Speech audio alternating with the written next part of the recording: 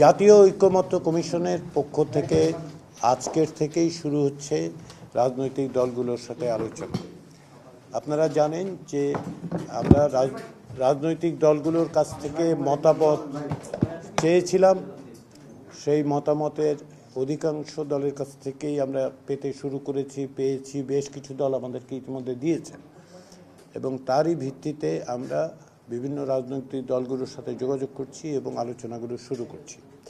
আমাদের এই আলোচনার আজকের থেকে শুরু এবং আগামী কয়েকদিন অর্থাৎ ছুটির আগে পর্যন্ত, আপনারা সকলেই জানেন যে স্বাধীনতা দিবস এবং ঈদ উপলক্ষে ছুটি, বেশ কয়েকদিনের ছুটি থাকবে। তার আগেই আমরা অন্তত পক্ষে 4টি রাজনৈতিক দলের সঙ্গে আলোচনা শেষ করব, কিন্তু এই আলোচনা অব্যাহত থাকবে। ঈদের ছুটির পর আমরা আশা করছি যে 26শে মার্চ থেকে 7ই এপ্রিল পর্যন্ত যেহেতু ছুটি থাকবে, ওই সময়টাতে অফিস বন্ধ থাকার কারণে আমাদের এই রাজনৈতিক দলগুলোর সাথে যোগাযোগ থাকবে, কিন্তু আলোচনাগুলো আমরা 7ই এপ্রিলের পর শুরু করব। আমরা আশা করছি যে এই রাজনৈতিক দলগুলোর পক্ষ থেকে ইতিমধ্যেই যে সমস্ত মতামত দেওয়া হয়েছে সেগুলো আমরা পর্যালোচনা করছি এবং আমরা আশা করছি যে বিভিন্ন বিষয়ে আমরা একমতের জায়গায় আসতে পারব। এবং ইতিপূর্বে যে সমস্ত বক্তব্য আমরা রাজনৈতিক দলগুলোর কাছ থেকে শুনেছি তাতে এতে আশাবাদী হওয়ার কারণ যথেষ্ট রয়েছে। আমরা মনে করি যে এই বিষয়ে আমাদের সাথে অনানুষ্ঠানিক আলোচনায় যেসব মতামত পাওয়া গেছে, তারা জনসমক্ষে যেগুলি বলেছেন সেগুলোতে আশাবাদী হওয়ার যথেষ্ট পরিমাণে কারণ আছে। সবচেয়ে বড় কারণ দুটো। এক নম্বর হচ্ছে রাজনৈতিক দলগুলোর মধ্যে সংস্কারের ব্যাপারে কোনো রকম সংশয় দ্বিধা নেই। রাজনৈতিক দলগুলো চান যে এখনকার যে পরিস্থিতি সেটা থেকে অতিক্রম করার, সেটা থেকে বেরিয়ে আসার পথ হচ্ছে সংস্কার। এটা হচ্ছে এক।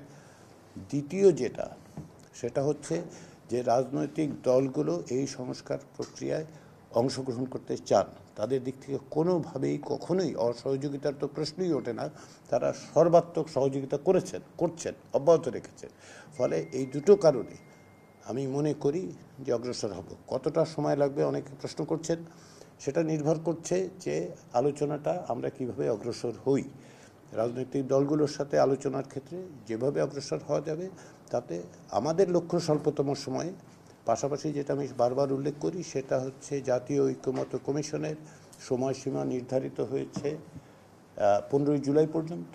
আমরা এর মধ্যেই আমাদের কাজ সম্পাদন করতে চাই। আমরা আশা করছি যে তার আগে সেটা সম্ভব হবে এবং সম্ভব হলে সময় সময় আপনারা জানবেন আমরা যথেষ্ট স্বচ্ছতা অবলম্বন করতে দৃঢ় সংকল্প। আপনারা জানবেন কীভাবে আমরা অগ্রসর হচ্ছি। সেক্ষেত্রে আবারও আপনাদের সকলের সহযোগিতা প্রয়োজন। প্রতিদিনই আমরা যে ব্রিফ করব আপনাদের তা কিন্তু নয়, এটা একটু স্পষ্ট করি। কারণ হচ্ছে আলোচনায় আজকে একরকম আলোচনা হলো, কালকে আবার হয়তো একটু পরিবর্তিত হবে। যখনই আমরা একটা অবস্থার মধ্যে যাব, একটা পরিস্থিতিতে যে আপনাদের জানানো যাবে, আমরা অবশ্যই আপনাদের জানাবো। অবশ্যই আপনাদেরকে জানাবো যে কাজের অগ্রগতি কী হচ্ছে।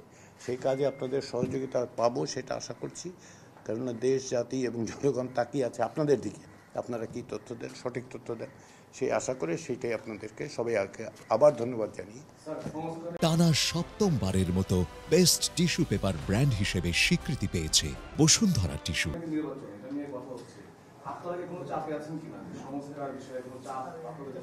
আমাদের উপর কোনো রকম চাপ নেই।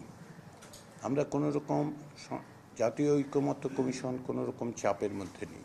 আমাদের যে দায়িত্ব দেওয়া হয়েছে, এবং এক্ষেত্রে স্মরণ করিয়ে দিই যে এই জাতীয় ঐক্যমত্য কমিশনের প্রধান হচ্ছেন প্রধান উপদেষ্টা অধ্যাপক মোহাম্মদ ইউনূস। সেক্ষেত্রে এর উপর চাপের কোনো প্রশ্ন আমি দেখতে পাই না।